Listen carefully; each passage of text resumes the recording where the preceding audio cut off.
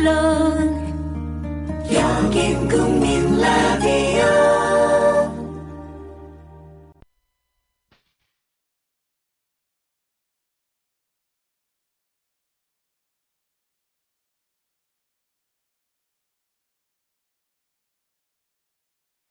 정치평론가 이강윤의 오늘.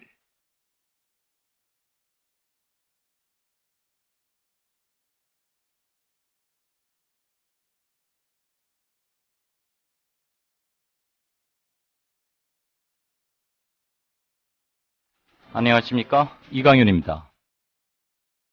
7월 24일 목요일, 세월호 참사가 벌어진 지 딱 100일째 되는 날입니다.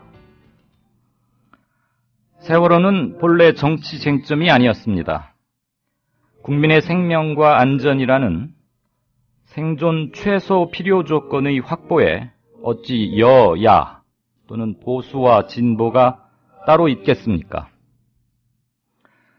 세월호 발생 50일 무렵 저는 이 프로의 오프닝 멘트에서 대통령이 나부터 조사하라, 4월 16일부터 사나흘간 벌어진 일에 대해 솔직히 밝힘으로써 진상규명을 위한 첫 발을 떼겠다고 선언하시라, 이렇게 촉구한 적이 있습니다.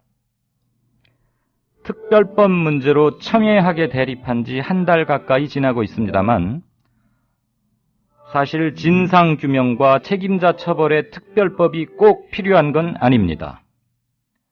현행법 체계로도 사태 수습을 위한 법적, 제도적 장치는 충분합니다.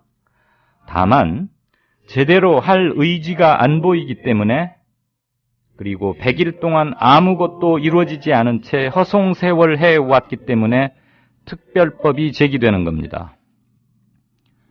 세월호 참사가 진영 논리로 치환되어 버린 순간 진상규명과 재발방지책 마련이라는 너무도 상식적인 요구는 어처구니 없게도 정치 세력 간 힘겨루기로 변질되었고, 그 과정에서 최대의 피해자인 세월호 가족들은 2번, 3번 속이 갈갈이 찢기고 있습니다. 배가 바다를 가다가 침몰하거나 하는 사고는 언제라도 일어날 수 있습니다. 왜 사고가 났느냐를 따지는 것도 중요합니다만 사고 이후 어떻게 구조하고 수습하고 치유해야 하는지를 지금 묻고 있는 겁니다. 100일이 지난 지금까지도 대통령의 결단을 촉구해야 하는 사실이 참담합니다. 골든타임을 놓쳐서 304명 생떼 같은 목숨을 잃었습니다. 사태 수습을 위한 골든타임마저 또 놓치겠습니까? 이게 정녕 국가란 말입니까? 잠시 후 시작합니다. 부장님, 대리운전은 뭐 부를까요? 아, 대리운전 블랙박스 주는 1800-6606 대리운전이 있지 않은가? 아, 20회 이용시 블랙박스를 주는 1800-6606 블랙박스 대리운전이요? 그럼 검색창에 블랙박스 대리운전을 검색해보게. 홈피에는 다양한 상품들도 있다네. 저기 부장님, 블랙박스 대리운전에서는 국민TV에 후원도 한다면서요. 자네도 블랙박스도 주고 후원도 하는 1800-6606 이용하게. 역시 대리운전은 1800-6606.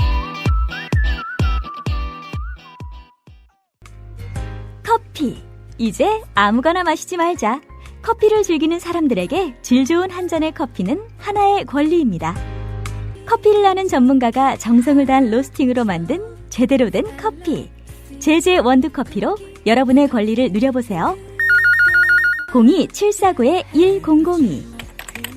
주소창에는 카페제제.co.kr, 그리고 검색창에는 카페제제를 검색하세요. 카페제제는 서울 용산구에 위치해 있습니다. 카페제제는 카페가 아닙니다. 커피 전문 인터넷 쇼핑몰입니다. 헷갈리지 마세요. 네, 7월 24일 이강윤의 오늘, 지금까지 주요 뉴스들 보면 서울 동작을의 새정치민주연합의 기동민 후보가 후보직을 사퇴했습니다. 그래서 새누리당의 나경원, 정의당의 나회찬 후보 구도로 선거가 치러지게 됐습니다. 수원 영통 지구에도 어떤 영향을 미칠지 관심입니다. 세월호 가족들의 1박 2일 도보 행진이 잠시 후 6시 반경이면 서울역에 도착합니다. 참사 100일째 되는 날인데 새누리당 주호영 정책위 의장이 세월호 참사를 그냥 교통사고에 불과하다, 또 이런 망언을 했습니다. 진도 수색 상황, 그리고 유병언 전 회장 수사 관련 이런 것들 묶어보겠고요. 호주에서 관광버스가 추락했는데 사상자 5명이 한국인으로 추정되고 있다. 그런 소식도 조금 전에 막 들어왔습니다. 오늘 제가 오후 4시경에 어떤 청취자로부터 전화 한 통의 국제전화를 받았습니다. 여러분 게시판에서 가끔 보셔서 기억하시리라고 믿습니다만 에피타프라는 닉네임을 쓰시는 분이셨는데 저에게 긴히 하실 말씀이 있다고 했고 잠깐 들어보니까 정치나 경제 그리고 우리나라가 처한 상황에 대해서 밖에 계시는 분으로서 매우 차분하면서도 귀담아 들을 말씀을 많이 하셨습니다. 그래서 제가 통화 도중에 괜찮으시다면 우리 방송에 직접 연결하는 건 어떻겠느냐 그렇게 제안을 드렸더니 물론 마이크를 빌려드립니다라는 코너도 있죠. 본인의 실명을 밝히지 않는 조건을 수용할 수 있겠느냐. 그래서 그렇게 하겠다라고 말씀을 드렸고 뉴스 브리핑이 끝나는 대로 그분 지금 체류 일정상 그 시간쯤에 연결을 하겠습니다. 참고로 에피타프님은 본인의 실명을 밝히지는 않는 대신에 본인의 양력에 대해서 서울대 외교학과 7위학번이고 약 20년 전에 미국 보스턴으로 이민을 가서 생활하고 계시는 분이고 우리 프로그램의 대단한 애청자라고 말씀해 주셨습니다. 경제쟁점 시간에는 2분기 실질 GDP 성장률 그리고 실적이 모두 다 하락하고 있는 애플과 삼성전자 세계 반도체 산업 그리고 IT 산업을 이끌고 있는 두 축이죠. 지금 동시에 매출이 줄어들고 있다. 이런 얘기 왜 그런지 좀 짚어보겠습니다. 여느 때와 마찬가지로 말씀하시고 싶은 것 아무거나 기탄 없이 올려주십시오. 최대한 반영하겠습니다. 자, 안은필 기자 어서 오십시오. 예, 안녕하세요.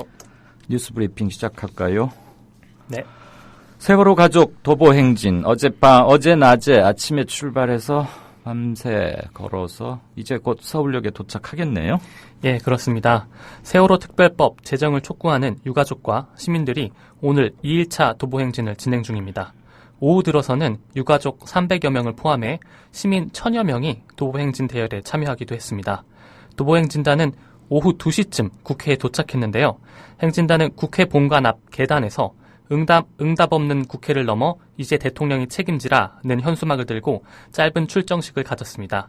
11일째 단식 농성 중인 유경근 대변인은 우리는 철저한 진상규명을 위한 특별법 제정 때까지 가야 한다며 특별법 제정을 싫어하는 사람들보다 딱 1분만 더 버팁시다. 혼자 흘리는 눈물은 소용없지만 함께 흘리는 눈물은 강물이 돼 산을 옮길 수도 있다라고 말했습니다. 눈물은 강물이 되어서 산을 옮길 수도 있다. 네. 도보 행진단이 지나는 곳마다 시민들 반응 어땠습니까? 예, 응원의 박수들이 이어졌습니다. 도보 행진단이 지나는 길가에는 파리쿡 엄마당, 삼성전자 서비스 지회 등 시민 모임과 단체들이 나와서 곳곳에서 유족들을 응원했습니다. 또 시민들은 잊지 않겠습니다라고 쓰인 노란 현수막을 들고 나오기도 했고요. 행진단이 지나는 동안 박수를 치며 응원했습니다. 도보 행진단은 잠시 후인 6시 반부터 서울역에서 열리는 국민의 명령이다 특별법을 제정하라 행사에 참여하고요. 7시 반에는 서울 광장에서 열리는 세월호 참사 100일 신앙송 및 추모음악회 내 눈물을 기억하라에 참석할 예정입니다. 네. 새누리당의 세월호 특별법 협상을 총괄하고 있는 주호영 정책위 의장. 세월호 참사는 교통사고다. 이미 일반 사고에 비해서 대단히 특별한 특례를 받고 있는 거 아니냐 이런 말을 했다고요? 예, 그렇습니다. 주 의장은 오늘 새누리당 최고위원 회의에서 저희의 기본 입장은 교통사고라며 새정치연합이 낸 지원과 배보상 규정에는 재단, 기념관, 세제 혜택 등 여러 특별 지원이 많다. 저희는 최소한 천안함 재단이나 피해자들보다 과잉 보상이 돼서는 안 된다는 것이 기본 입장이다라고 말했습니다. 또 이건 사고니까 선주를 상대로 선박 회사를 상대로 소송을 해서 판결을 받으면 그것으로 강제 집행을 해야 한다며 많은 사람이 희생되고 특수한 케이스니 재판 절차를 간소화하자는 것이라고 말했습니다. 국가가 일단 전액을 대납해주고 나중에 결산해서 구상권을 행사하자라는 것이고 그것만 해도 일반 사고보다 상당한 특례라고 설명했습니다. 네, 특별법 협상 총괄이란 사람의 세월호에 대한 인식이 이러하기 때문에 특별법 협상이 저렇게 될 수밖에 없다는 게 반증되는 것 같군요. 네. 관심을 모았던 서울 동작을 재보선 후보 단일화가 이루어졌습니다. 기동민 후보 사퇴했죠? 뭐라고 하면서 후보직 물러났습니까? 예, 그렇습니다. 기 후보는 오늘 국회 정론관에서 동작에서는 노회찬 선배께서 하셔서 새누리당 심판하고 승리하셨으면 한다며 야당에 실망한 국민들에게 조금이라도 돌리는데 보탬이 됐으면 하는 바람이 있다고 말했습니다. 기 후보의 기자회견은 당 지도부와의 직접적 교감은 없었던 것으로 전해지고 있는데요.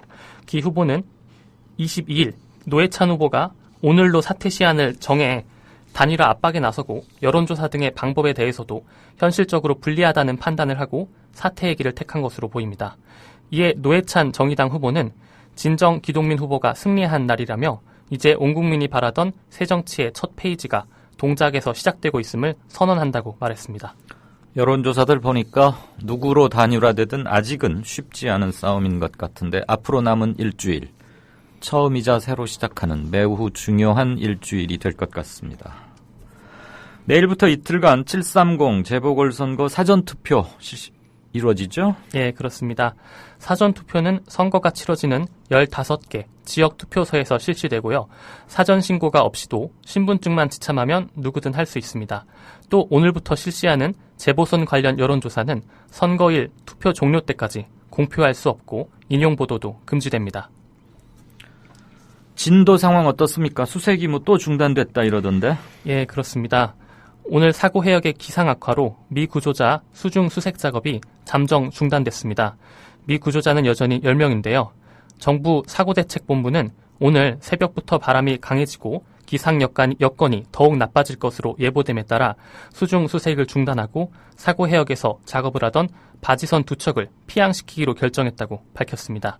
대책본부는 그러나 중대형 함정을 활용해서 해상 수색은 지속할 방침입니다. 죽은 것으로 지금 얘기되고 있는 유병헌 씨 안경이라고 찾았다는데 이게 또 유씨께 맞냐 안 맞냐 이래가지고 또 논란이에요? 예, 그렇습니다. 경찰은 오늘 송치제 별장에서 500m 정도 떨어진 지점에서 유씨의 것으로 추정되는 안경을 발견했다며 안경과 함께 현장을 전격 공개했는데요. 하지만 주변 정황과 안경 상태를 보면 유씨의 것이 아닐 가능성이 커 보인다는 것입니다. 안경이 발견된 매실나무 과수원 인근 주민에 따르면 안경이 발견된 위치 인근 묘지에서 어제 무당 등 8명 정도가 2시간 정도 구판을 벌였다는 건데요. 주민 서모 씨는 방송화면에서 본 안경이 새 것처럼 깨끗했다며 어제 굿을 하러 온 사람들이 놓고 간 것일 것이라고 추측했습니다. 또 서 씨는 지난 6월 10일부터 매실을 수확하며 과수원 주인이 수차례 예초기로 풀을 베고 매실을 따느라 밭 곳곳을 돌아다녔을 텐데 안경이 그렇게 깨끗하게 발견된 것이 이상하다고 말했습니다. 또한 안경의 형태도 다른 것으로 밝혀졌는데요. 수배 전단에 실려있는 유 씨의 사진은 대부분 반무태의 안경을 착용하고 있는데 오늘 발견된 것은 뿔테 형태의 안경입니다. 도대체 이 경찰의 우왕좌왕 하다못해 이런 실수투성이 어처구니 없음을 언제까지 지켜봐야 하는 겁니까 도대체. 새정치연합의 박지원 의원, 유병헌 씨 시신이 발견된 건 6월 10일이 아니라 그보다 적어도 2달가량 빠른 4월이다. 마을 주민의 녹취록 공개했네요. 예, 그렇습니다. 박 의원은 오늘 국회 법제사법위원회에서 최소한 매실밭에서 가장 가까운 마을의 주민 5분은 새정치연합 측에 6월 12일이 아니다 이렇게 제보를 했다고 밝혔습니다. 박 의원이 공개한 녹취록을 보면 한 주민은 변사체가 발견된 시기는 아무튼 4월달 6월 12일보다 앞일이라며 이른봄은 아니고 아무튼 날짜는 정확하게 기억하지 못하지만 유병헌 사건이 터지기 전이라고 말했습니다. 박 의원은 신원이 확인되지 않은 변사체에 대해서 검사 입회하에 부검하게 되어 있는데 그렇게 하지 않았다며 지금 도저히 국민이 못 믿기 때문에 대통령의 령도 안 서고 장관도 거짓말을 하고 결과적으로 검찰총장과 경찰청장도 국민을 속이고 있는 것이라고 비판했습니다. 검찰은 유 씨가 압수수색 당일날 덮쳤던 그날 벽장에 숨었던 것도 알고 있었고 돈가방 2개도 이미 확보하고 있었는데 그런 사실과 증거를 거의 한 달 늦게 이제서야 공개한 이유는 뭐라고 설명합니까? 예, 검찰은 지난 6월 26일에 유 씨와 유병헌 씨와 송치째 별장에 같이 있었던 신모 씨로부터 유 씨가 벽장에 숨어 있었다는 증언을 확보했습니다. 그래서 다음 날인 6월 27일 별장에 비밀 공간이 존재한다는 것을 확인하고 돈가방 2개도 그날 찾아낸 것인데요. 검찰은 이후에 별장에 CCTV를 설치하고 유 씨가 돈가방을 찾으러 오면 검거하겠다 이런 계획을 갖고 있었습니다. 하지만 유 씨의 시신이 발견되고 이러한 정보가 공개되지 않은 상황에서 온갖 의혹이 제기되자 유 씨 시신에 대한 의혹과 음모론을 막기 위해 뒤늦게 실토한 것 아니냐 이런 분석이 나오고 있습니다. 비공개 수사를 해야 할 필요성이 일부 있는 것은 뭐 인정은 됩니다만 어쨌거나 이때 또 한 번 놀랬죠. 네. 2시간 동안 있으면서 무슨 코난 도일 동화책에 나오는 저 뭐 벽장 같은 것도 아닌 것 같은데 그걸 모르고 있었다는 것은. 국과수연구원장이 시신은 유 씨가 확실하다 이렇게 또 한번 국회에서 확인을 했어요. 예, 그렇습니다. 서중석 국립과학수사연구원 원장은 오늘 국회 안전행정위 현안 질문에서 변사체가 유 씨가 맞느냐라는 질문에 과학적으로 100% 확신한다고 답했습니다.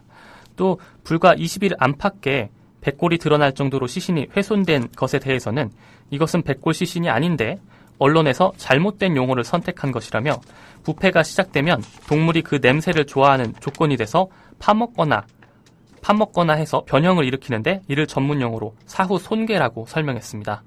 국과수는 내일 오전 10시 분석 결과를 발표할 예정입니다. 한편 유병헌 수사를 총괄해온 최재경 인천지방검찰청장은 오늘 부실 수사의 책임을 지고 사표를 제출했습니다. 최 지검장은 유병헌 추적 과정에서 별장 안 은신 장소를 놓치는 등 결정적 실책을 저지른 것에 대한 책임을 지겠다는 뜻을 주변에 밝힌 것으로 알려졌습니다. 네, 지금부터 한 2시간이 채 안 되는 것 같은데 호주에서 관광버스가 추락을 했는데 1명이 죽고 4명이 다쳤죠? 네, 근데 모두 한국인으로 추정되고 있다고요? 예, 현재 한국인으로 추정이 되고 있습니다. 6명의 관광객을 태우고 호주 남부의 빅토리아주 대표적인 해안길 명소인 그레이트 오션 로드를 달리던 미니버스가 젤리브랜드 로어 교차로 인근 협곡에서 20m 아래 절벽으로 추락했습니다. 이 사고로 여성 승객 1명이 숨지고 4명이 다쳤는데요. 현재 5명 모두 한국인으로 추정되는 상황입니다. 네, 지금까지 뉴스 브리핑이었습니다. 한은필 기자 잘 들었습니다. 네, 고맙습니다. 네, 말씀드린 대로 마이크를 빌려드립니다. 저희가 이거 신설하겠다고 하고 공식적으로는 처음입니다. 미국 보스턴 거주하시고 현재는 사업자 중국에 잠시 와 계신다고 아까 저하고 통화 때 그랬는데 에피타프 선생님 연결돼 있습니까? 네, 안녕하세요. 네, 항저우에서 전화 받고 있습니다. 네, 안녕하십니까? 네, 안녕하세요. 전화 감이 어떻습니까? 괜찮나요? 조금만 볼륨이 높았으면 좋겠네요. 아, 제 목소리가 조금 네, 지금 좋습니다. 네, 제 말씀 네. 잘 들리십니까? 네, 저는 좋습니다. 청취자분들도 어떻게 네네. 들리실지 모르겠습니다. 지금 어떻게 네. 선생님께서 질문하시는 거에 답변을 드릴까요? 아니면은 어떻게 아까 저하고 말씀하실 때처럼 편하게 그렇게 말씀해 주시면 되는데요. 우선 네네. 평소에 저희 애청해 주시는 거 감사드리고 그다음에 게시판에 영문으로 이렇게 좋은 견해, 날카로운 지적, 그리고 뭐 어휘나 사용하는 어휘, 커런트 잉글리시 이런 걸 보고서 저는 언론 쪽에 종사하시는 분이 아닌가 싶었었는데 아무튼 이렇게 통화가 연결이 됐고 일부러 전화를 주셔서 감사드립니다. 최근에 네, 말씀하시죠. 오늘 제가 진행자님께 전화를 올린 거는 다름이 아니고 모처럼 서울 뉴스를 보다가 오늘 세 가지 뉴스가 무척 눈에 띄더라고요. 시크릿. 첫 번째 뉴스가 네네. 오늘 그 새누리당 주호영 국회의원이 최고위원이죠. 아마 그 양반이? 네, 정책위 의장입니다. 네네. 세월호 사건에 대해서 좀 큰 교통사고 난 거 아니냐. 예. 뭐 이렇게 아우성이냐. 네.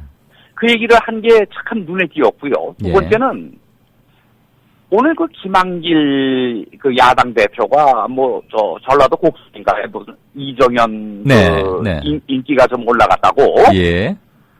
몸이 달아갖고 쫓아내려갔다는 얘기가 들리고 예.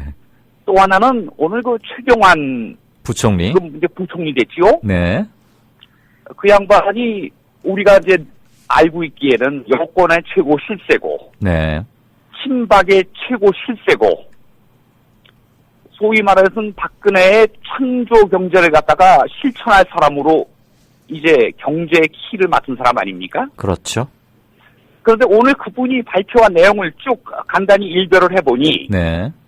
제가 느끼기에는 짧은 소견으로는 이게 어디 건설업체 그 짱들이 모여갖고 예. 정부에 탄원서 낸 것 같은 느낌이 들더라고요. 경제정책을 청구하라는 관리가 아니라 무슨 경제건설업자들이 모여서 정부에 건의서를 낸 것처럼 들렸다 이 말씀이시죠? 네네. 그래서 오늘 그 세 가지 현상을 보고 느끼는 게 네. 그러면 우선 이래갖고 네, 우선 선생님 저 정치 관련 부분부터 선생님 견해를 한번 이렇게 피력해 주시고 그다음에 최 부총리 얘기 이렇게 얘기를 흘러가게 할까요? 그게 세 가지가 아마 거의 사회, 정치, 문화가 다 오버래핑이 되기 때문에 네, 그럼 편하게 말씀해 주십시오. 네, 그 얘기일 것 같은데요. 제가 보기엔 그렇습니다. 자, 지금 그 야당 소위 대표라는 사람, 우리 국민은 야당 대표한테 지금 참 많은 기대를 하고 있는데 야당 대표라는 사람이 지역구 하나 선거에 지금 매달릴 과연 우리 대한민국이 지금 그런 그 한가한 나라인지 저는 그게 우선 궁금합니다. 네. 지금 우용 그 최고위원이 그런 말을 했을 때 일전에 세월호 유가족들이 무려 350만 국민의 서명이 담긴 세월호 특별법 촉진안을 갖다가 냈습니다. 국회에. 350만 국민의 염원이 달린 네. 그런 지지를 받고 있는 분이 그런 얘기를 들었을 때 한마디 제대로 반박도 못하고 오늘 유가족들은 단식을 하고 그러는데 네. 국민을 등에 업고 아니 유가족들을 등에 업고 청와대로 들어가야죠. 네. 세월호 특별법이 네. 어떤 보상의 문제가 아니라는 거 아닙니까? 그렇죠. 대통령께서 하신 말씀이 있죠. 이번 참사를 계기로 국가를 개조를 하겠다. 국가를 개조할 정도로 중요한 사건인데 그거는 놔두고 네. 지역구 선거 이기려고요? 네. 국민이 바라는 게 그건가요? 아닙니다. 네. 우선 야당의 지도자가 국민의 마음이 어딘지를 모르는 겁니다. 예, 야당의 지금, 지도자가. 네네. 네. 지금 한국의 정치는 좌다 우다 그런 문제가 아닙니다. 그거는 네. 기득권 세력들이 국민을 이용하는 겁니다. 우리나라에는 좌우의 인이 없다고 봅니다. 우리나라는 이미 네. 가진 자와 못 가진 자의 투쟁입니다. 네. 그 못 가진 자들의 울분과 한을 갖다가 대변해주지 못하는 야당 지도자라면은 네. 없어져야죠. 네. 저는 오늘 그걸 보면서 정말 그 뼈 아픔을 느꼈고요. 네. 우리나라 그 사례를 보면은 우리 그런 말이 있습니다. 누가 했는지 정확히 기억이 안 납니다만서도 희망을 가진 자는 기적을 창조하고 희망을 잃은 자는 기적을 기다린다고요. 아하. 네네. 한국의 로또 판매량이 최고액을 계속 경신하고 있다고요. 네. 국민이 희망을 잃은 겁니다. 이 사회에. 예. 그런데 국민의 희망을 국민이 왜 희망을 잃는지를 분석을 하지 않고 예. 오늘 최경환 부총리가 뭐라고 그랬지요? 부동산 부양을 하겠다고요? 네, 경기 부양하고 부동산 풀어서 네. 한꺼번에 그게 그러니까 일본의 창조경제입니까? 20년 전철을 밟지 않겠다고 양적으로 큰 그거는 팽창 바로 정책을 이명박 전 대통령이 네. 4대강 강바닥 파던 거하고 똑같은 이론입니다. 네. 한 번은 강바닥 파고 네. 그다음엔 강바닥 메우고 예. 그러면 일정 부분 경기가 부양이 되겠지요. 네. 지금 저 그게 선생님 창조경제입니까? 네. 중요하신 말씀 동의할 수 있습니다. 아까 선생님 저하고 통화하실 때 네네. 한국의 부동산 가격이 우리 경제에 미치는 대단히 나쁜 영향, 그래서 외국으로도 네. 다 나가고 이 악순환을 깨지 않는 한 한국의 경제는 참담할 수밖에 없다는 요지의 말씀을 잠깐 하셨는데 네. 그분 귀담아 들을 대목이 많은 것 같아서요. 좀 부탁드릴까요? 이렇게 봅니다. 저도 재벌그룹에서 상당히 오랜 기간 근무를 했었고 이 재벌그룹들이 해외로 다 빠져나가면서 물론 여러 가지 이유가 있습니다. 무역 장벽을 피하는 방법도 있을 거고 소비자에 더 가까이 가기 위해서도 이유가 있을 거고요. 네. 그런데 한국 내에서 하는 얘기는 일정하게 똑같습니다. 임금이 비싸서 경쟁력이 없다. 아하. 바로 그거를 갖다가 항상 내세우면서 최저임금도 못 올리게 하고 임금도 제대로 안 올려주고 예. 지금 우리 주변에 너무나 많은 사람들은 임금이 작다고 월급이 작아서 못 살겠다고 합니다. 그런데 기업들은 월급이 너무 비싸서 해외로 빠져나가야 된다고 합니다. 그럼 아하. 그 악순환의 고리를 누군가는 끊어야 됩니다. 그러면 가장 그 근본적인 이유가 뭡니까? 일단 매년 늘어나는 전세값, 네. 집값, 사교육값 이겁니다. 주거 비용과 교육비. 결국 네. 결국 우리나라가 부동산 문제를 해결하지 못하는 네. 부동산의 버블을 깨치고 국민소득에 걸맞는 수준으로 떨어지지 않는 이상 네. 국민들은 살지를 못하기 때문에 네. 어차피 임금을 계속 인상할 수밖에 없습니다. 예. 그러면 기업들은 계속 밖으로 도망가겠다는 얘기입니까? 그렇죠. 바로 그 악순환의 고리가 네. 첫 번째는 부동산입니다. 네. 그러면 창조 경제의 시발은 부동산 경제의 정상화를 시켜야 됩니다. 아하. 부양이 아니고. 네. 부동산 거품 근데 먼저 그거를- 빼는 게 창조 경제의 시작이어야 한다. 그렇습니다. 국가의 경쟁력이 살아나야 되겠죠. 네. 두 번째, 제가 드리고 싶은 말씀은 우리나라 교육 문제입니다. 네. 교육. 요즘 한국에서 일어나는 현상, 서울대학교 요즘 입학생들을 분석을 해보면 자사고 출신이 50%가 넘었다. 예. 이 사회는 너무나 빠르게 금권 귀족 사회로 바뀌어가고 있는 겁니다. 계급 사회입니다. 이 창조 경제의 가장 기본이 뭐냐? 창조라는 게 뭡니까?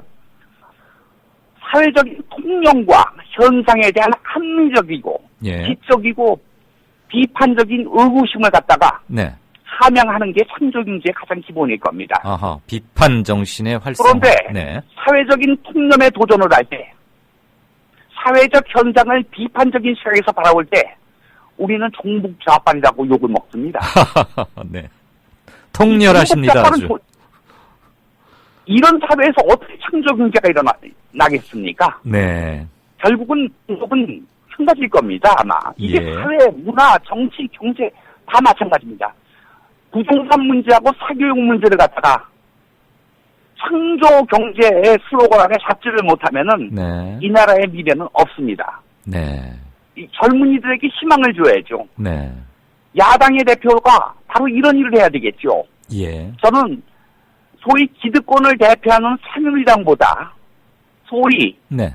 야당을 대표한다는 야당 지도자들이 더 믿습니다. 네. 이유는 국민의 뭡니까? 마음을 못 읽어내는 그런 얄팍한 자세 갖고는 안 될 겁니다. 아, 민심을 정확히 이게 읽지 못하고 말씀드려서 있다. 죄송합니다. 아니, 별 말씀을요. 아주 정치나 경제에 대해서 아주 통렬하시고 핵심을 꿰뚫어보는 해안에 저뿐만 아니고 지금 저희 청취자분들도 게시판에 굉장한 동의의 의사를 표해 주시고 계십니다. 보스턴에서 실례지만 어떤 일을 하시는지 여쭤봐도 됩니까? 저는 무역업에 종사하고 있는데요. 네. 약 20여 년 전에 네. 너무 내가 받은 교육에 대해서도 너무나 많은 의구심을 가졌고 내 자식들에 대한 교육도 이렇게 해서는 안 되겠다는 결심으로 한국을 떠나게 됐죠. 네.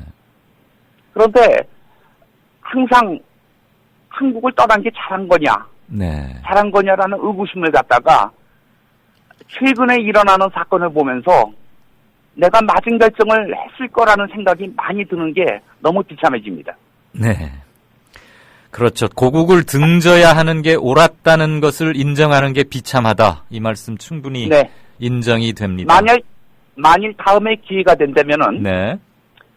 제가 아이들을 중학교부터, 교육을 시키면서 거기서 느꼈던 한국의 사교육의 문제점에 대해서 한번 말씀을 드리겠습니다. 예. 평소에 그리고 짬이 되시면 글을 여기에 연재를 해주셔도 좋을 것 같고요. 또는 근데 선생님 블로그나 뭐 페이스북 계정을 알려주시면 우리가 그렇게도 소통할 수 있을 것 같고요. 제가 잠깐만 영어로 쓰게 돼갖고요.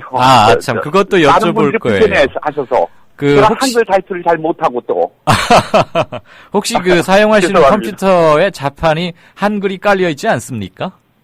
네네네. 네, 선생님께서 가끔 영문으로 아주 중요한 말씀을 올려주시는데 제가 늘 영어가 짧아서 선생님 글을 보면 긴장했었습니다. 아닙니다. 여러 가지 오늘 기사거리가 많으실 것 같아요. 오늘은 인터뷰 이걸로 마치죠. 네, 그리고 다음에 아무튼 기회가 되시면은 예. 제가 한국의 교육 문제에 대해서는 꼭 한번 말씀을 드리고 싶습니다. 그러겠습니다. 감사합니다. 다음 기회를 모시기로 하고요. 오늘 말씀을 간단히 네. 정리하자면 민심을 제대로 읽지 못하는 정치권, 특히 야당의 현 대표들은 대오각성하라.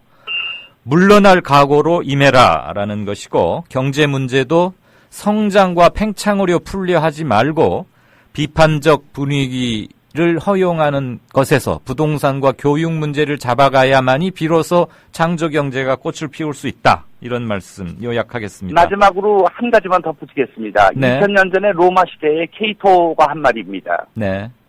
국민에게 뜨거운 가슴으로 다가가고 차가운 머리로 국민을 이끌라고요. 뜨거운 가슴과 차가운 머리.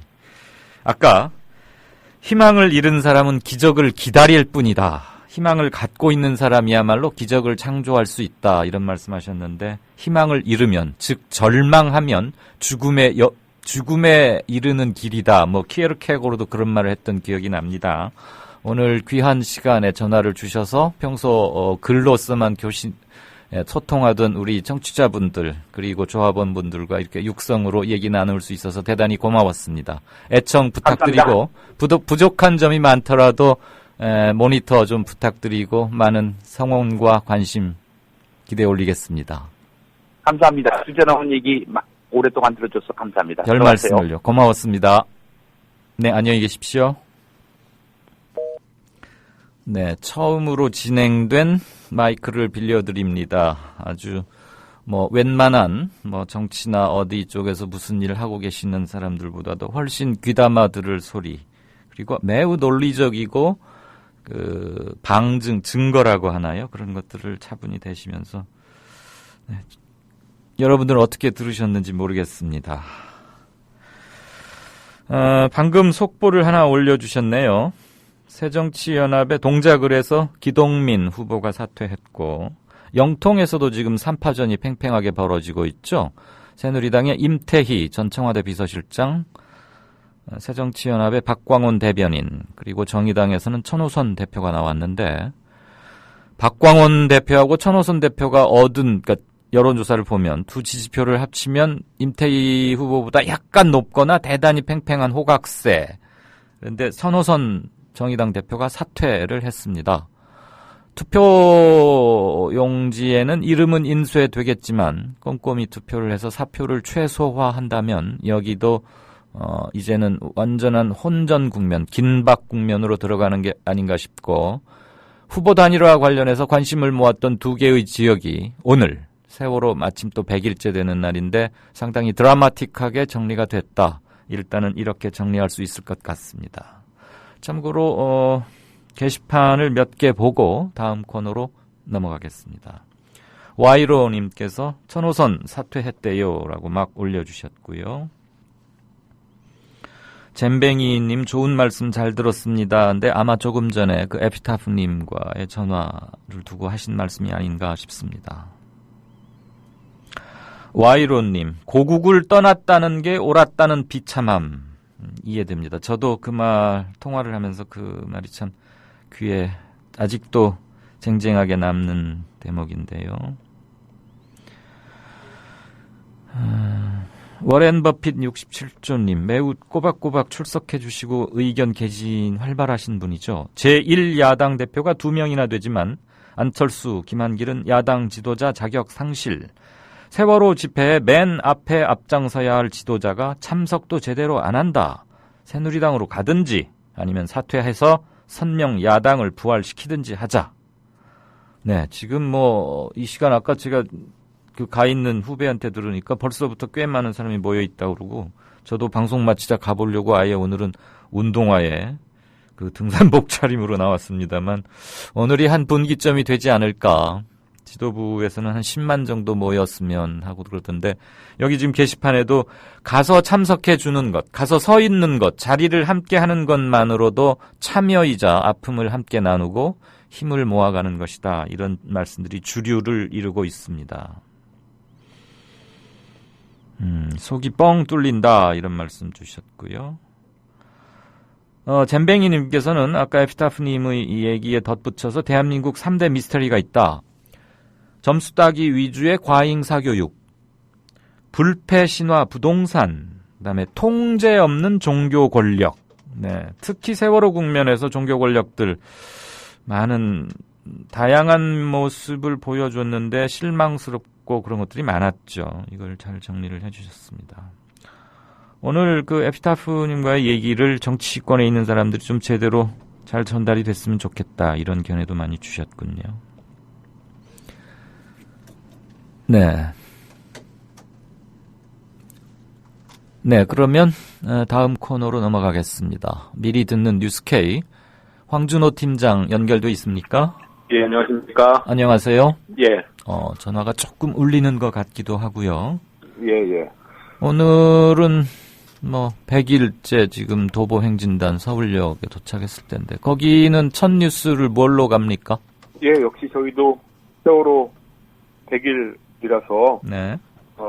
도보 어제부터 계속 저희가 동행하고 있는 거, 아마 이따 연결쯤에는 서울시청 앞, 서울광장에서, 문화재가 행사가 있을 것 같은데. 그렇죠. 7시 반부터.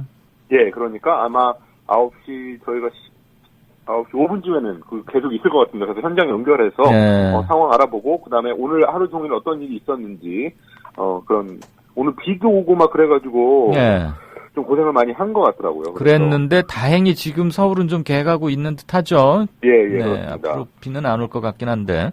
예, 그런 상황을 알아보고, 그리고 현장에서 바로 대책위원회 대변인이시죠.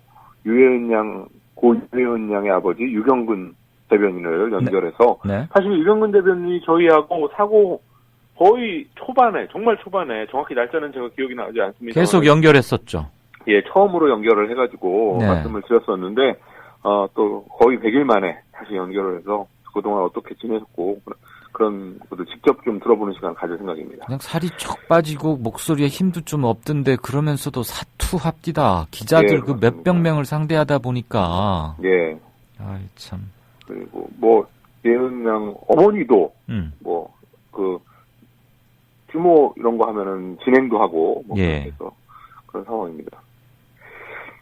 그리고 이제 지난 세월호 100일 동안 국가는 없었다라는 주제로, 당시 사고 당시라든지 아니면 오보 이런 것들을 좀 종합적으로 모아서 보여드릴 예정입니다. 오보 모음. 예, 그것도 의미 있네요. 예, 오보 모음과 부적절한 사례들을 따로 하고, 그리고 또 영상으로는 그 오보를 포함한 세월호 전체 영상 리포트를 만들어서 보내드릴 생각입니다. 아이고, 또 편집하는 사람들 애 많이 셌겠네. 네, 엄청 고생하고 있습니다, 지금. 예. 그리고 이제 정치권 소식으로는 오늘 야권연대가 이렇게 진행이 됐고요. 결과적으로 야권연대가 됐고요. 그래서 그런 상황도 알아보고, 또 오늘 유병원 전 회장의 시신과 직접 관련된 상임위원회가 2군데가 다 열렸습니다. 안전행정위원회하고 법제사법위원회. 그래서 거기에서 나왔던 의혹들, 아니면 법무장관, 검찰, 또 경찰청장을 질책하고 거기에 대해서 그 사람들이 어떻게 대응했는지 이런 것들을 좀 직접 보여드릴 생각입니다. 네. 그리고 또 뭐가 있죠? 예, 그리고 지금 인터뷰 구성 형식으로 세월호 TF 여야 태스크포스가 어제도 밤샘 회의라는 걸 했는데 실제로 밤을 샜는지는 모르겠습니다만은 네. 밤샘 회의를 했고 오늘 낮에도 만나고 있는데 진척이 전혀 없는 상황입니다. 예. 그래서 이 정부가 지금 오늘 100일 집회 규모 이런 것들 저는 굉장히 중요한 변수가 될 것 같고요. 아무래도 살피겠죠. 예, 살필 거고 그다음에 더 결정적으로는 730 재보선 네. 뭐 이런 상황들이 변수가 될 텐데 그러면서 여야 TF가 한 발짝도 안 나가고 있는 네. 상황인데 그래서 양측의 TF 간사죠. 새누리당에서는 홍일표, 새정치민주연합에서는 전해철 예. 의원 이분들을 오늘 인터뷰를 해서 그분들의 입장차가 뭐고 상대방 법적인 문제에 있어서 수사권을 왜 조사위원회가 가지면 안 되는가 라는 것을 서로 공방하는 그런 것도 보여드릴 예정입니다. 세월호는 교통사고다 이렇게 말한 주호영 의원 정책위 의장 우리 연락했는데 섭외 실패했습니다만 거기서는 녹음 못 땄어요 얘기? 땄습니다. 땄어요? 뭐래요? 실언이래요. 뭐라 하던가요? 세월호는 사실 옛날에도 그런 그 인식은 가지고 있을지 모르겠지만 그 과거에는 뒤에서나 하더라도 뒤에서나 했을 텐데 그렇죠. 이제는 대놓고 회의 시간에 기자들이 있는 시간에도 그런 걸 보면 참 놀랐고요. 과잉 배상이라고 했나요? 어쨌든 그런 표현을 써가지고 특례다 특례. 예 그런 식으로 해서 마치 그런 배상 많이 받으려고 하는 식으로 몰아가는 그런 것도 있고 그다음에 주호영 의원이죠. 그렇습니다. 정책위 의장입니다. 새누리당. 네네. 예, 그래서 참 이제는 이 사람들이 내놓고 하는구나 이 얘기를. 예. 이런 생각을 하게 됐습니다. 그래서 더더욱 730과 오늘 시민광장이 주목되기도 합니다. 예. 네. 이런 소식들 가지고 9시에 찾아뵙겠습니다. 네, 잘 들었습니다. 편집. 예, 감사합니다. 잘 하시고 이따 뉴스로 보죠. 예. 지금까지 뉴스케이의 황준호 뉴스팀장이었습니다. 동아일보 해직 언론인의 모임인 동아자유언론 수호투쟁위원회 김종철 위원장. 그는 국민TV 스튜디오 입구에 붙은 글귀를 감격 어린 눈으로 지켜봅니다. 그것은 자신들이 1974년 10월 24일 편집국 입구에 게시한 동아투의 결의문 사본이었습니다.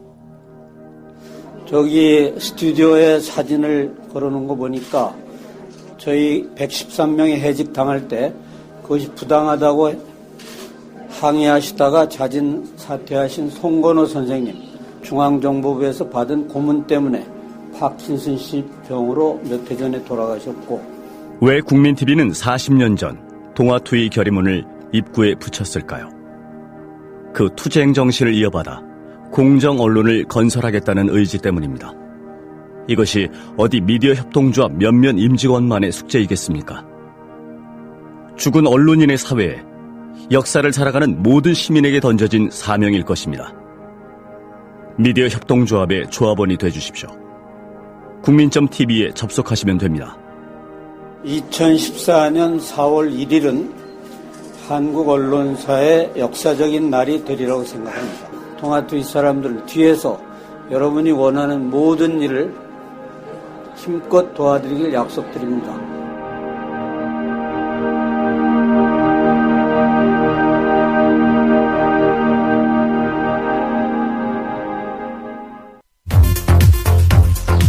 또 하나의 공정 언론 국민TV 뉴스.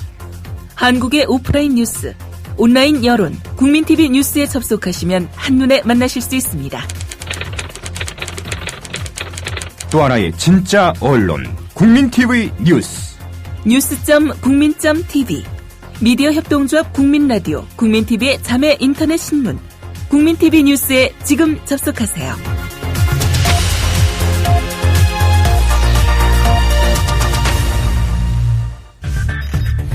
이강윤의 오늘, 이제는 정가 산책으로 함께합니다. 정치권 동향 생생하게 풀어드릴 분은요, 네, 팬이 많은 양정대 기자. 안녕하세요. 네, 안녕하세요. 조금 크게 말씀해 주세요. 예. 오늘 하루 오후 동안에 긴박하게 움직여서 두 곳, 서울과 수원에서 한 곳씩 후보 단일화가 이루어졌습니다. 네, 이제 좀 그렇습니다. 판세가 짱짱해지면서 새누리당이 여지껏은 좀 앞서가는 분위기였는데 좀 변화 어느 정도 있겠죠? 아무래도 큰 변화가 있을 가능성이 높아 보입니다. 큰 변화? 예. 지금까지는 사실 뭐 서울 동작을 같은 경우는 새누리당 나경원 후보가 거의 이제 압도하는 그런 분위기였지 않습니까? 각종 여론조사에서. 그러게요. 그런데 어제까지, 오늘 오전까지만 해도 좀 지지부진한 듯 하던 이 새정치민주연합 기동민 후보와 또 정의당 노회찬 후보 간의 단일화 문제가 오후 3시죠. 기동민 후보가 전격 후보직 사퇴를 선언을 하면서 네. 이 노회찬 후보로 이제 사실상의 야권 후보 단일화가 이루어진 거죠.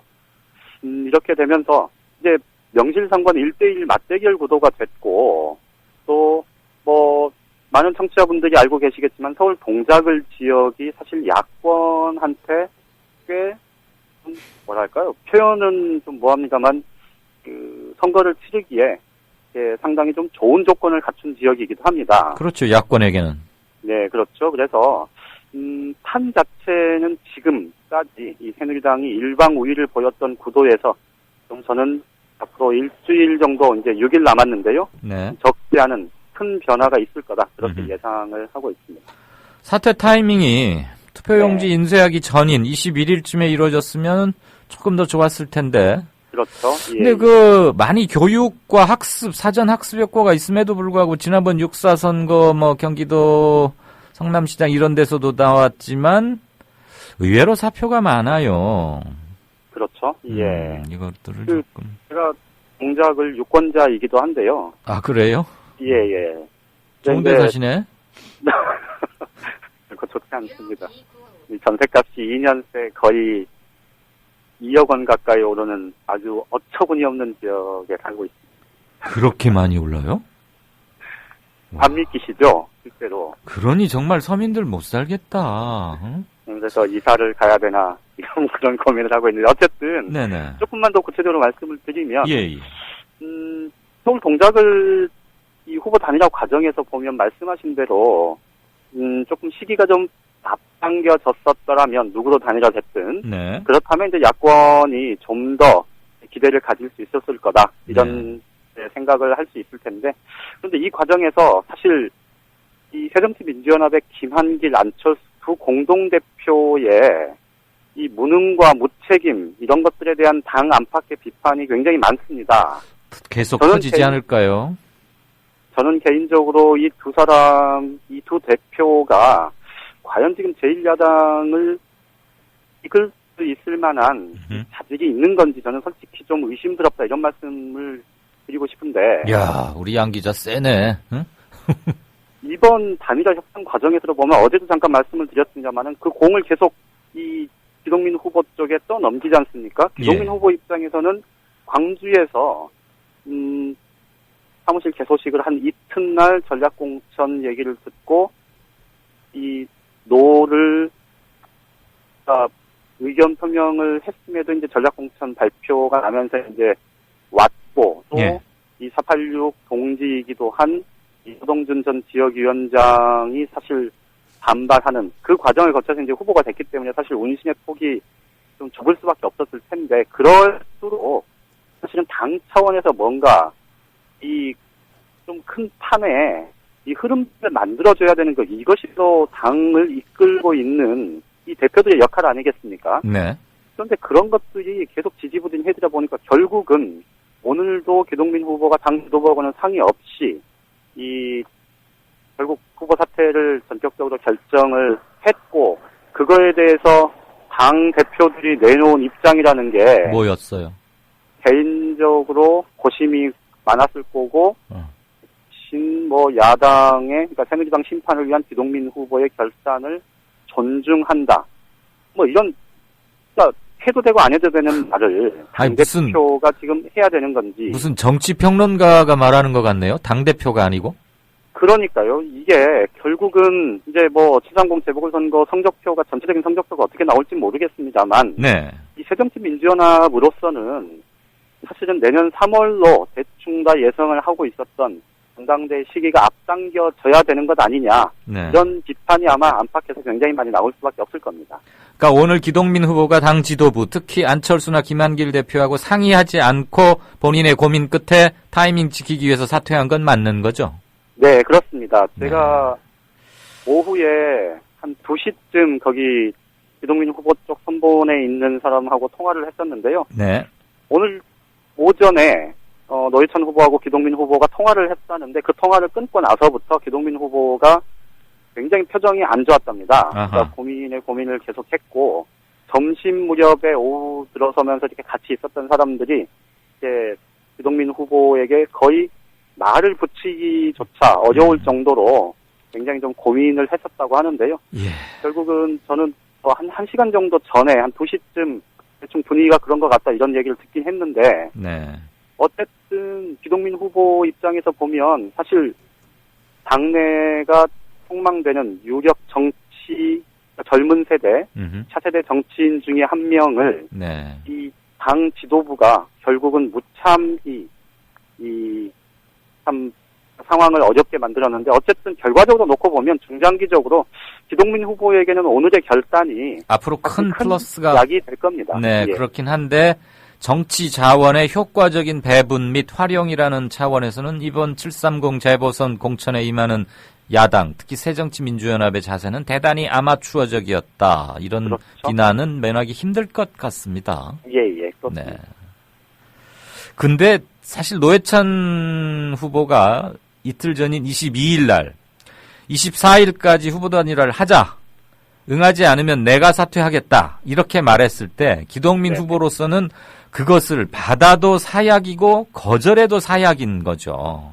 그렇죠. 사실은 단일화 협상의 키 자체를 주도권을 뺏기면서 사실 외통수에 몰렸던 측면도 굉장히 맞습니다. 크죠. 주도권을 먼저 쥐었다는 게 이렇게 중요했던 건데 상황을 완전히 바꿔서 기 후보가 그렇게 얘기를 했다면 노 후보로서도 굉장히 곤혹스러웠겠죠. 그랬겠죠. 어쨌거나 갑자기 제가 영화 대부에 이런 대사가 하나 생각이 나네요. 잘 기억할런지 모르겠는데 저쪽이 거부할 수 없는 제안을 하게 될 거야. 뭐 이런 별로 전달이 안 되나요? 예, 정말 이제 언론들이 평했던 신의 한 수 뭐 이런 표현들이 있던데 예. 노회찬 후보로서는 사실 그 안철수 공동대표가 지금 지역구로 가지고 있는 서울 노원병에서 예. 재선 이제 지역구로는 처음이었고요. 재선 의원이 된 이후에 사실은 그 떡값검사 명단 실명 공개로 해서 억울하게 의원직을 잃었으니까. 억울하게 의원직을 상실했었죠. 네. 노회찬 의원이 만약에 이번 재보궐선거에서 승리를 해서 네. 국회에 입성을 하게 된다면 예. 좀 전반적으로 야권에 네. 또 정의당은 물론이거니와 야권 전체 좀 활력소가 될 수 있는 그런 제목인 거는 분명한 사실이죠. 그렇죠. 그리고 향후 중장기적 지형 변화에서도 상당한 상징성을 갖게 되지 않을까. 그렇죠. 야권 내 재편. 그나저나 수원 영통의 천호선 정의당 대표도 사퇴했는데 기동민 사퇴가 당연히 영향을 좀 미쳤으리라고 보고 그렇죠. 이렇게 되면은 갑자기 좀 선거 전 분위기가 확 바뀌는 거 아닙니까?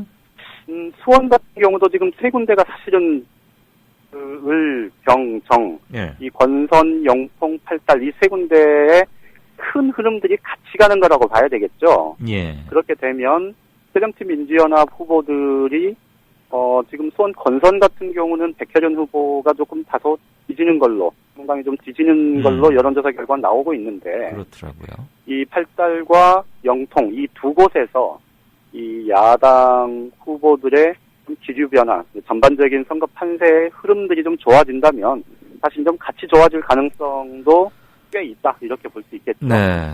중앙일보 조사가 며칠 전에 한번 굉장히 충격적이었는데 오늘 아침 거 보니까 손학규 후보는 이제 뒤집은 걸로 나오고 앞서는 걸로. 그다음에 지금 관심인 임태희, 박광원, 천호선 네네. 이제 천호선 후보가 사퇴를 했는데 박광원, 천호선을 합치면 임태희보다 조금 오차범위 내지만 약간 앞서던데. 그렇죠. 약간 앞서는 걸로 나오죠. 네, 그게 예. 앞으로 6, 7일간 어떤 변화를 겪을지. 더군다나 또 내일부터 사전 투표란 말입니다. 그렇죠. 예. 그리고 조금 있다가는 공표 금지 기간 들어갈 거고. 역시 또 피를 말리는 한 수들이 시작되는 게 아닌가 그렇습니다. 자, 그거 그렇고요. 오늘이 또 세월호 참사 100일 아닙니까? 예. 우리한테 10, 20, 100, 1000 이런 것들은 동양 정서에 대단히 특별한 상징성을 갖고 있는 건데. 그렇죠. 예. 그 주호영인가 하는 저 정책위 의장분 새누리당에 계세요. 네네. 저는 잘 몰라요. 그런데 무슨 교통사고 뭐 이런 데다 비유를 했다는데요. 세월호 참사를 아침 회의에서 이건 기본적으로 교통사고다 이렇게 얘기를 했는데 네. 그 얘기의 이제 맥락은 이렇습니다. 그러니까 세월호 참사와 관련해서 지금 특별법 논의가 지금 굉장히 지지부진해서 정치권 전체가 지금 비판을 받고 있는데 이 특별법의 핵심 중에 하나가 이제 수사권을 부여할지 여부하고 그다음에 이제 보상 대상 보상 체계 이러한 것들을 어떻게 가져갈 거냐 이제 두 가지 정도가 될 텐데 네.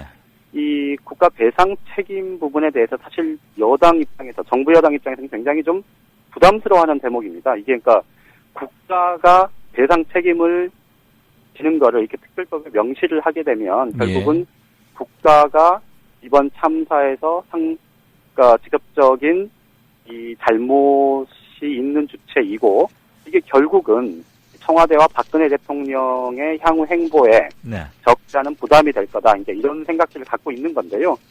그렇기 때문에 사실은 좀 국가의 배상 책임 부분을 이 특별법에서 어떤 식으로든 좀 제외하는 쪽으로 지금 큰 방향을 잡고 있는데 오늘 이제 그 속내를 좀 뭐랄까요? 부지불식간에 드러냈다. 저는 이렇게 보이는데 이게 결국은 이게 교통사고의 비유를 한 게 이게 국가가 지금 보상 체계 논의하고 또 배상 얘기가 나오는데 국가가 배상할 게 아니고 원래 배상은 해당 회사 그러니까 청해진 해운이 해야 되는데 거기가 돈이 없을 수 있고 그러니 국가가 먼저 그것을 대신해서 배상을 해주고 나중에 또 보상도 따로 하고 나중에 이제 배상 부분에 대해서는 구상권을 행사하는 그런 식으로 우리는 생각을 하고 있다. 근데 이 설명을 하기 위해서 교통사고의 비유를 한 건데 사실 그래도 그렇지 그렇죠. KBS에서 이제 그 사단이 난 게 결국은 김시곤 전 보도국장이 이 세월호 참사를 교통사고에 비유했다가 사단이 시작됐던 것 아닙니까? 그렇죠. 결국은 주호영 정책위 의장의 의도가 뭔지는 알겠지만 정치인이고 특히나 지금 대구에서 3선 의원이기도 하고 여권 내에서는 그래도 나름 합리적이다 이런 평가를 받는 의원이고 또 특히나 정부 집권 여당의 정책 파트 입법 활동을 총 책임지고 있는 총 지휘하는 당사자 아닙니까? 그렇죠. 그런 점에서 보자면 이 주호영 정책위 의장의 오늘 발언은 사실 굉장히 심각한 문제가 있는 거죠. 더군다나 속마음은 그렇고 전체적인 맥락은 그러하다 하더라도 100일째 되는 날 기자들도 다 보고 있는 오픈된 공간, 오픈된 시간에 이렇게 발언한다는 것은 말 한마디에 파장이 어떻게 되리라는 것을 누구보다도 민감하게 아는 직종이 두 개 아닙니까? 정치인하고 기자들? 네네. 근데 어떻게 이런 말을 할 수 있어요? 그래서 사실은 도대체 왜 그랬을까? 네. 이런 의문이 들 수밖에 없지 않겠습니까? 네. 아까도 제가 말씀드렸듯이 사실 주호영 의원 같은 경우는 여권 내에서 진짜 손에 꼽을 정도로 합리적인 사고를 갖고 있다 이렇게 기자들이 평가하는 의원 중에 한 명인 건 분명한 사실이거든요.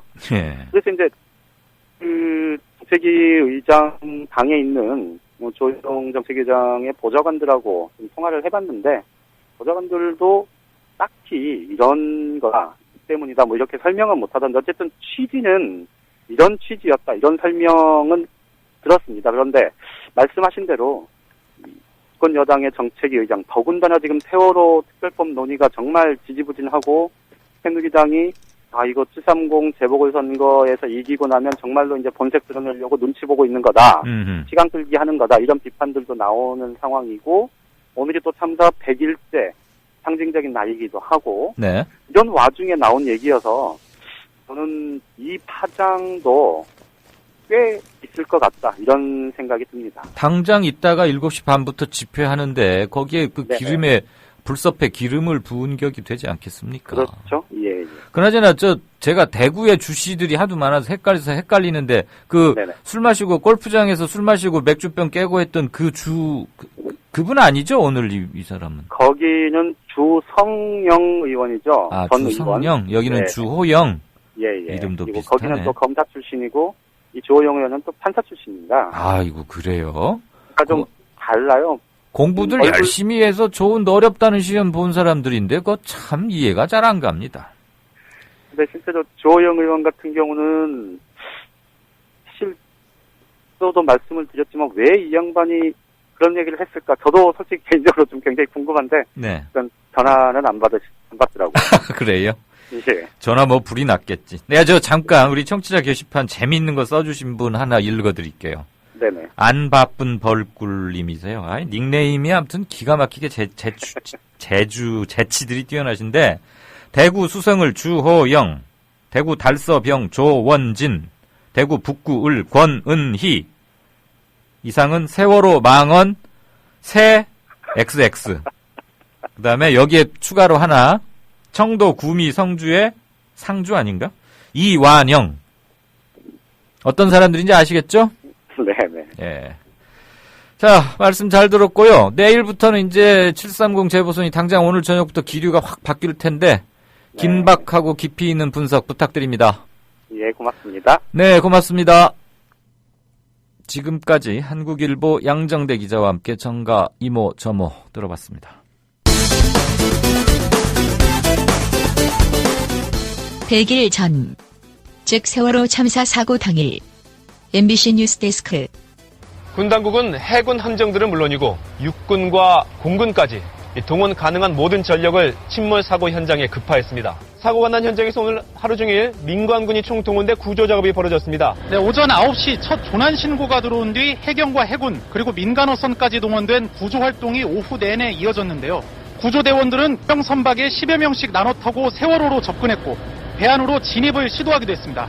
오후 6시 반쯤엔 잠수부 4명이 추가로 투입됐고 남성으로 보이는 시신한구를 옮기는 모습이 목격되기도 했습니다.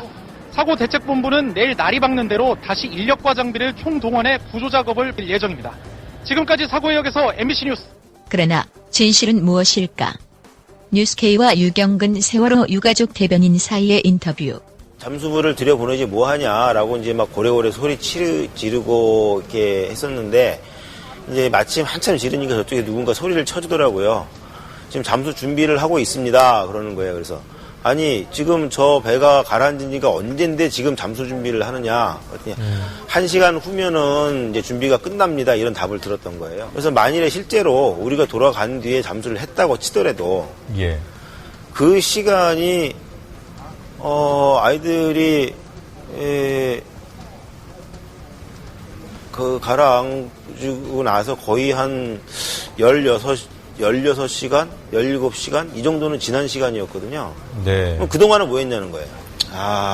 본격적으로 구조 작업이 들어가기 시작한 거는 세월호 사건이 발생한 시점은 수요일.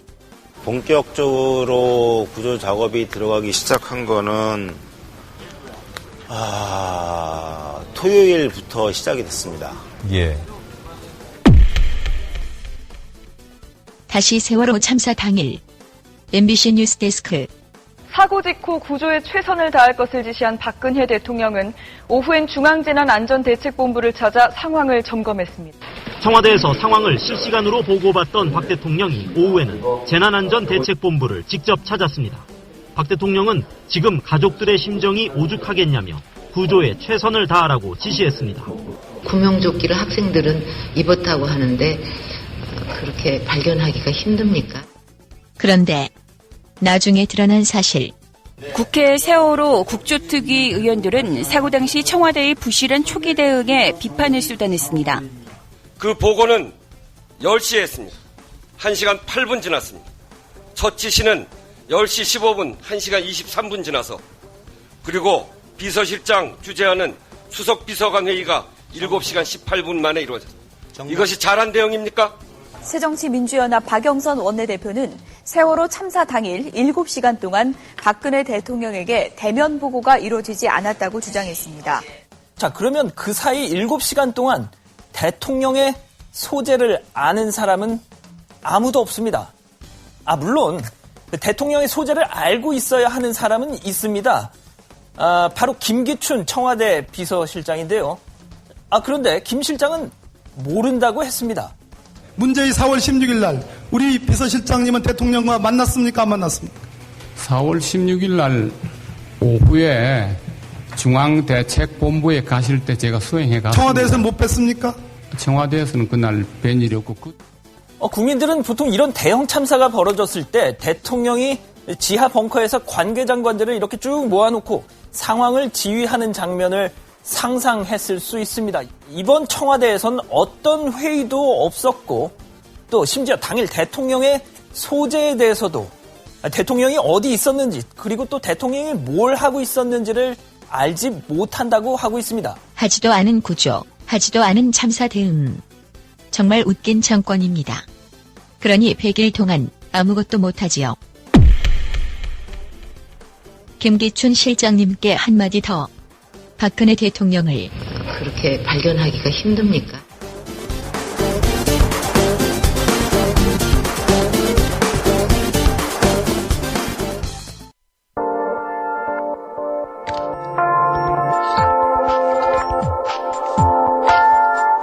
지금 여러분께서는 정치평론가 이강윤이 진행하는 국민라디오 시사 프로그램 이강윤의 오늘과 함께하고 계십니다.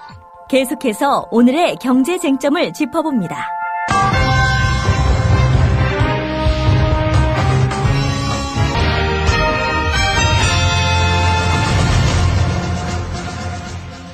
네, 김광수 경제연구소의 길경식 이사, 안녕하십니까?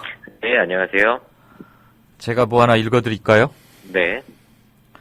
청실홍실이라는 분께서 6시 32분에 올려주신 건데, 네. 오늘의 유머라는 사이트. 이게 뭐 국정원 때 김하영 직관인가가 오유 사이트에서 하고 했던 거기.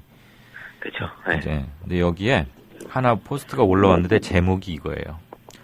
억울하게 유병헌이 되신 고인의 명복을 빕니다. 저도 그거 봤어요. 네. 봤어요? 난 이 짧은 문장을 웃음을 참지를 못하고 한꺼번에 읽지를 못하네요. 이거 참. 요새 그 댓글 다시는 분들의 그 재치가 이게 상상을 초월하더라고요. 어떻게 그런 생각들을 이렇게 하시는지. 이거 보면 정말 절묘하고 악플들 말고 그다음에 동원될 일배들 말고 보면 정말 제주나 이게 깜짝깜짝 놀라는데 이건 이제 제목이에요. 그 포스트의 제목. 억울하게 유병헌이 또 고인의 명복을 빕니다. 조회수 274개, 댓글 수도 하나. 7월 22일 날 1시에 올린. 정말 기가 막힙니다. 변호사들이 세월호 특별법이 형법 체계를 흔든다는 것은 거짓말이다. 이렇게 발표를 했어요. 현직 변호사 1000명이 선언을 했습니다. 대단합니다. 1000명이면. 네. 좋네요. 그런 그렇죠. 식으로 하는 거. 하나만 더 보고 갈게요. 네. 너 경제 공부하기 시작하기 전에 머리를 약간 비워야 돼. 아까 제가 거절할 수 없는 제안 이렇게 했더니 미니님께서 그 사진과 함께 영화 대사를 탁 찾아 올려주셨는데 영화 대부 중에 돈 콜레오네, 마론 브란도가 나왔죠. 그 대사. 절대 거절할 수 이렇게 읽어야 되는데 절대 거절할 수 없는 제안을 던져라. Make an offer that he cannot refuse. 맞습니다. 이거였습니다. 그리고 아까 방송 막 들어오기 전에 원주에서 청취자 한 분께서 이 불초 소생 저를 보시겠다고 올라왔는데 1분도 채 인사를 못 드리고 가서 너무 죄송하다는 말씀 꼭 드립니다. 감사합니다. 자, 경제 공부 시작할까요? 네. 오늘 2분기 실질 GDP 성장률 발표가 있었죠. 네. 7분기 만에 최저치라고요? 네. 와, 이건 뭡니까? 일단 계속 경제 성장률이 저성장 기조에 들어와 있는 건 사실인데 이제 그 중에서도 7분기 만에 이번에 이제 2, 4분기 실질 GDP 성장률이 전기 대비로 0.6% 성장한 거로 나왔거든요. 네.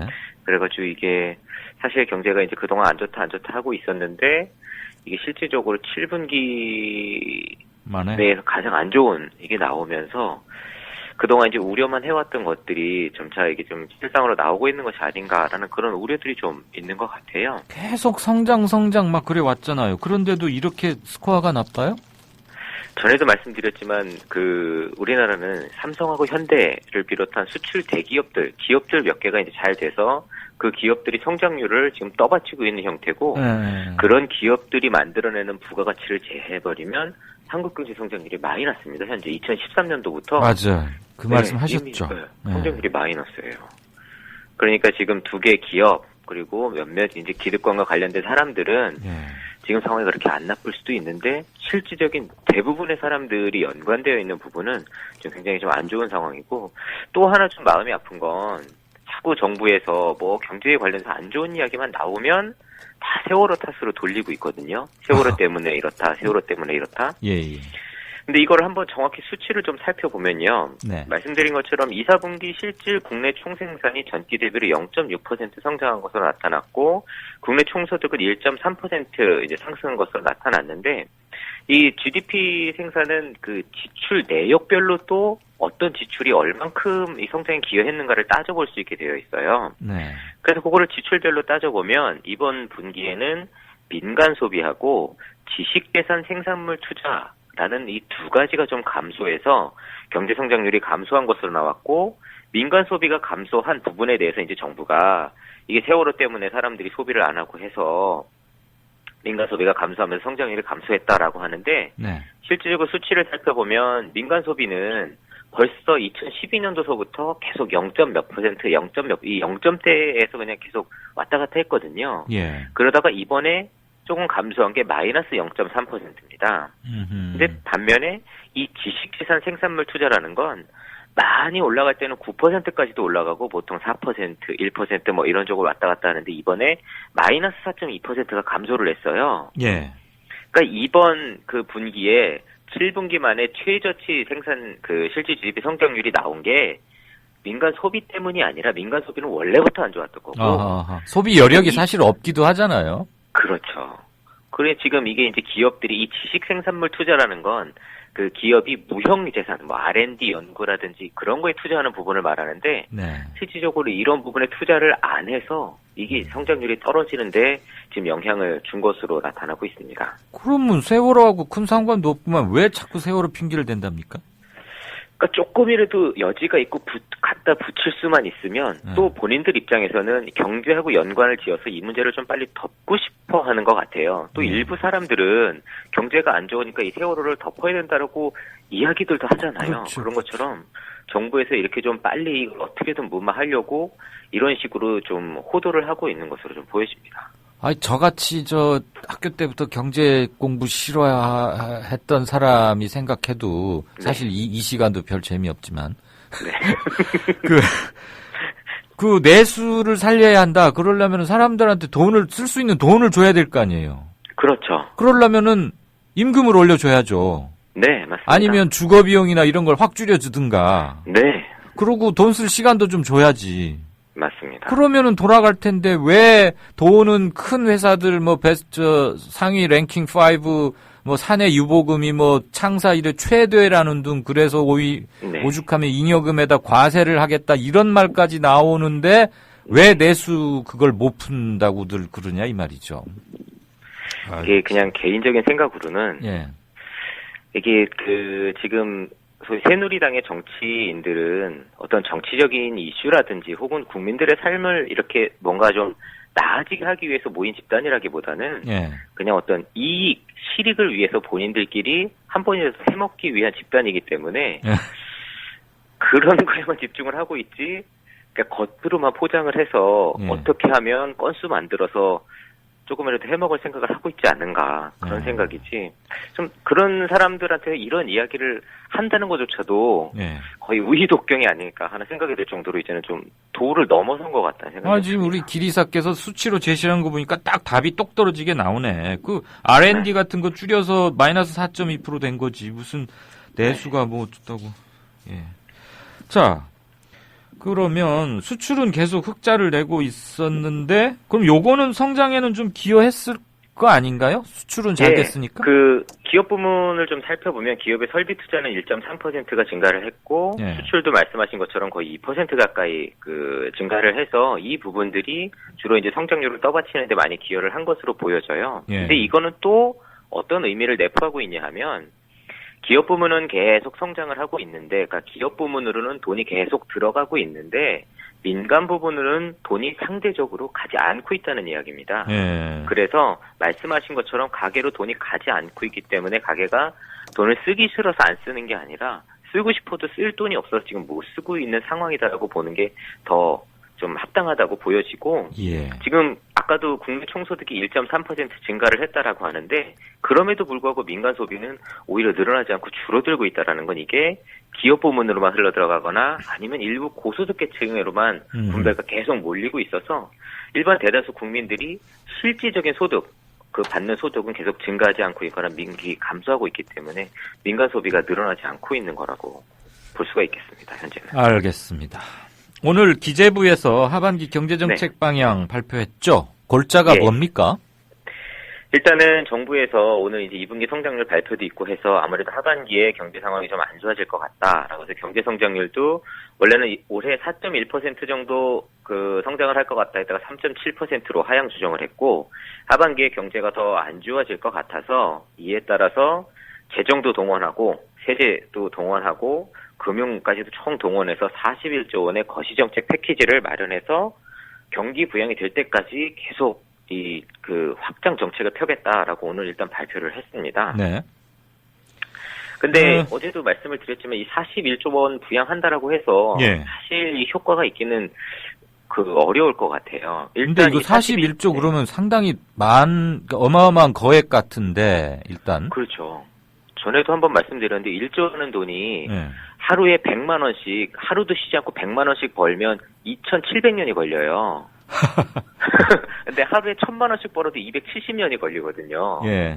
이게 어마어마하게 큰 돈인데 이 이제 41조 원을 좀 이렇게 세부적으로 좀 분리를 해서 보면 그 중에 한 30조 원 가량은 이제 금융 대책입니다. 근데 사실 이 금융 대책이라는 게 말이 좋아서 금융 대책이지 대출을 해주겠다라는 거거든요.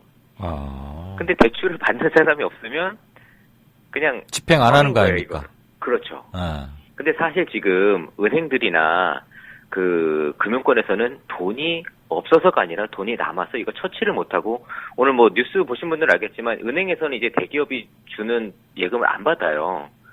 오히려 예금을 받으면 더 손해라서 그럴 정도로 지금 자금이 남아도는 상황인데 이런 상황에서 뭐 30조 원 따로 해가지고 대출해줘서 경기 부양하겠다라는 건 소위 그냥 보여주기식의 정책이지 실제적인 실익은 금액만 컸을 뿐이지 실익은 거의 좀 없을 것으로 보여지고 재정 부문에서도 한 11조 원 정도 더 추가를 해서 넣겠다라고 하는데 사실 대부분의 그 금액이 기금을 끌어다가 쓰는 거고 그 기금 중에서도 한 8조 원 가량이 주택기금입니다. 그러니까 사실상 주택기금을 끌어다가 주택과 관련한 사업을 한다라는 건데 그럴 경우에 아마 대부분의 자금들이 또 건설사들 이렇게 그냥 밀어주는 자금으로 들어가지 않을까 해서 또 실제 국민들이 느끼는 어떤 뭐 부양의 효과라든지 이런 것들은 크지 않을 것으로 보여지고 세제 혜택 같은 경우도 이게 말이 그 뉴스를 어떤 좀 관심 있게 보시는 분들은 보셨을 건데 작년에도 10조 원이 세수가 빵꾸가 났어요. 근데 올해도 현재 예상으로만 한 9조 원 정도가 그 세수가 덜 거칠 것 같다라고 예상을 하고 있는 상황에서 만약에 감세 혜택을 또 진행을 해버리면 세수가 더 빵꾸가 나게 되고 결국 그 돈은 또 국민 세금으로 걷고 또 빚내서 메꿔야 되는 거거든요. 그러면 결국 또 국민들의 부담은 더 커질 수밖에 없는 상황이고요. 어떻게 계속 같은 얘기가 이렇게 고장난 출근깁처럼 반복되는지 말이에요. 자, 어제 우리 시간이 짧아가지고 준비 많이 하셨는데 못 들어서 죄송했고 그거 마저 조금 들어야 될 것 같아. 어제 최 부총리가 잘못하다간 일본의 잃어버린 20년처럼 될 수 있다 그러면서 안 그러게 하려고 지금 DTV, LTI 얘기했잖아요. 네네네. 어제 하시다만 부연 조금 더 들을까요? 네. 사실 최경환 부총리는 이대로 있다간 잃어버린 20년처럼 될 수 있다, 일본처럼 될 수 있다라고 했는데 사실 지금 최경환 경제팀이 추진하는 정책들이 그 잃어버린 20년을 양산하는 정책이다라고 해도 무방할 정도로 지금 일본의 실패한 정책을 그대로 따라가고 있어요. 보면 일본이 1990년대 초에, 그러니까 80년대 말에 거품이 붕괴를 하고 90년대 초에부터 2000년도 초반까지 14번의 경제 대책을 발표를 합니다. 네. 그러면서 예산을 137조 원을 투입을 해요. 그러니까 우리나라 돈으로 환산하면 거의 1,300조 원 정도를 10년 동안 쏟아부은 거거든요. 예. 매년 한 130조 원씩 쏟아부은 거죠. 그럼에도 불구하고 결국엔 그 거품 붕괴의 영향에서 벗어나지 못하고 경제는 경제대로 망가지고 국가는 지금 GDP 200% 이상의 빚을 이제 떠안고서 어떻게 해야 될지를 모르는 상황까지 된 거거든요. 예. 결국에 이 천문학적인 돈, 경기 부양책을 쓴다라는 건 거품이 붕괴하는 기간을 뒤로 살짝 미룰 뿐이지 그 거품에 대한 어떤 해법이 되지 않는다라는 겁니다. 그리고 시간이 지나고 나면 결국 국민들이 부담해야 되는 빚만 남고 부실화된 경제 구조만 남아서 더 저성장의 기조가 심각해진다라는 겁니다. 그래서 지금 일본처럼 막대한 돈을 쏟아부어서 경기 부양책을 할 게 아니라 아베가 지금 하고 있는 거. 예, 그런 식으로 또 최경환 부총리가 양적 통화 확대책을 하겠다라고 이야기를 했어요. 지금 공언을 해서 자기도 이제 우리나라도 이걸 해야 된다고 얘기를 했는데. 근데 미국은 안 하는데 우리는 왜 뒤늦게 시작한대요? 그러니까 이게 뭔가 있어 보이고 싶어 하는 것 같아요. 선진국들이 하는 정책을 그게 좋은 건지 나쁜 건지도 구분도 못하고 그냥 선진국이 하는 거니까 우리도 해야 된다는 생각으로 막무가내로 좀 밀어붙이려고 하는 것이 아닌가 싶은데 만약에 이렇게 막무가내로 밀어붙이게 되면 지금 IMF에서 미국 경제 성장률을 오늘 또 1.7%로 낮췄어요, 예상을. 예. 원래는 2.8% 정도 성장할 수 있을 것 같다고 연초에 이야기를 했다가 지난달에 2%로 낮추고 오늘 또 1.7로 낮추면서 어떤 이야기를 했냐면 만약에 미국의 경제 성장이 지금 예상 수준보다 더 낮아진다라고 하면 특정 시점에서 파괴적인 어떤 조정이 일어날 수도 있다는 경고를 했거든요. 그 이야기는 2008년도에 글로벌 금융위기와 같은 커다란 위기가 다시 올 수도 있는 여건이 지금 조성이 되어 있다는 이야기인데 이와 같은 상황에서 부채를 늘려서 경제 구조를 위로 붕 띄워놓으면 바람이 조금만 불어도 다 쓰러집니다. 아니 최경환 부총리도 공부 열심히 하고 잘하고 그래서 고시도 붙고 그랬다는데 왜 이런 걸 모른대요? 알고도 그러는 거예요? 몰라서 그러는 거예요? 그러니까 알고 그러면 정말 부도덕하고 나쁜 사람이고 몰라서 그러는 거면 정말 무능력한 거기 때문에 그 자리에 있으면 안 되죠. 아니 설마 모를까? 그러니까 아무래도 알고 그러는 것 같아요. 그러니까 아까도 말씀드렸지만 본인들이 무언가 뒤로 얻을 수 있는 이득이 있기 때문에 국민들이 어떻게 되거나 혹은 미래에 이게 어떤 그 부작용으로 돌아올 것을 어렴풋이 알면서도 눈앞에 본인들의 이익을 위해서 이런 정책들을 지금 무리하게 하는 것이 아닌가. 또 국민들은 더더욱 좀 삶이 어려워질 것 같다라는 좀 우려가 됩니다. 관련해서 우리 청취자께서 방금 올리신 질문 겸 발언 하나 여쭤볼게요. 네. 유누, YOONOO 님께서 6시 49분에 올리신 건데, 최경환 부총리 대기업들이 임금을 올려주면 혈세로 보전을 해주겠다 이런 말을 했다는데 일단 맞습니까? 제가 뉴스를 확인을 못 해봤는데요. 만약에 맞다면 이런 건 국민의 동의를 받아야 하는 거 아닙니까? 지금 말도 안 되는 정책이죠. 그렇죠. 왜 일단은 국가가 기업의 임금을 주라라고 권유는 할 수 있지만 거기 왜 세금을 부어서 그걸 보조를 해줍니까? 말도 안 되는 정말 그런 이야기를 했다라고 하면 글쎄요. 저도 잘 납득이 안 가네요. 네. 이제 우리가 전체적인 총 텍스트나 전체 발언 맥락을 이제 아직 접하지 못했으니까 그러는데 이거는 무슨 공익적인 심각한 문제인데요. 공익이 있는 것도 아니고 말이죠. 네. 기리사님 소상한 말씀 감사하고 삼성하고 애플 문제는 괜찮으면 내일 들으면 어떨까요? 다음 주로. 다음 주인가요? 네. 이게 그렇게 아주 시간 타는 얘기는 아니죠? 맞습니다. 네. 며칠 있다가 공부해도 되죠? 예. 왜냐하면 그 시청 앞 집회도 있고 방송을 지금 이제 거두고 그래야 할 거니까 시작하다가 조금 하고 마느니 예. 화요일 날 제대로 듣도록 하겠습니다. 오늘 소상한 말씀 고맙습니다. 네, 감사합니다. 네, 지금까지 김광수 경제연구소의 길경식 이사였습니다. 세월호 100일, 지금 여러분께서 올려주시는 서울시청 앞이나 서울역 앞 상황들, 사람들이 많이 모이고 있고 다행히 비가 오지 않고 후덥지근하지도 않고 그렇다는 말씀들 계속 속속 올려주고 계십니다. 저도 한 말씀 드리고 이제 각자 우리가 가야 할 곳으로 가야 할 때가 아닌가 싶습니다. 세월호는 침몰했지만 진실은 침몰하지 않습니다. 진실 규명을 위한 사투는 폭풍우를 뚫고 비바람을 헤치며 여전히 항해 중입니다.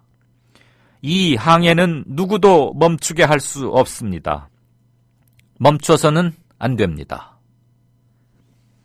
들어주셔서 감사합니다. 이강윤이었습니다. 내일 뵙겠습니다.